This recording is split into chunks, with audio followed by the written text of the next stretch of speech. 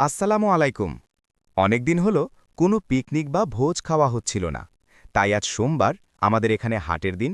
ভাবলাম একটু আলাদা কিছু করা যাক। মনে হলো মাছের আলু ঘাটি দিয়ে একটা জমজমাট ভোজ হলে কেমন হয়। যেমন ভাবনা তেমন কাজ। চলে গেলাম বাজারে মাছ কিনতে।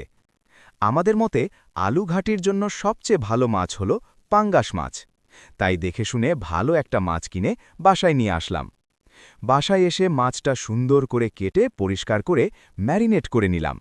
তারপর হালকা করে ভেজে নিলাম, যাতে স্বাদটা আরও মজাদার হয়। এদিকে আলু সিদ্ধ করে সুন্দর করে ম্যাশ করে নিলাম। একদিকে আলু ঘাটি রান্না হচ্ছে, আর আমরা দুই ভাই বেরোলাম কলা পাতা আনতে। কলা পাতা আনতে গিয়ে কত হাসি ঠাট্টা মজা আর গল্প। কলার পাতায় মনে ভোজ হচ্ছিল খাওয়া ছোট্ট একটা কত পিকনিকই কি যেন। করা লাগছে। ফিরে এসে দেখি রান্না প্রায় শেষ। সব কিছু সুন্দর করে সাজিয়ে কলাপাতা ভালো করে পরিষ্কার করে বসে গেলাম খেতে। জীবনে প্রথমবার কলাপাতায় খাওয়া দাওয়া করে সত্যি অনেক ভালো লাগলো। খাবারের স্বাদ, পরিবারের সাথে সময় আর সেই মুহূর্তগুলো সব মিলিয়ে দিনটা হয়ে গেল স্মরণীয়। এমন ছোট ছোট আয়োজনই আসলে জীবনের বড় সুখের মুহূর্ত।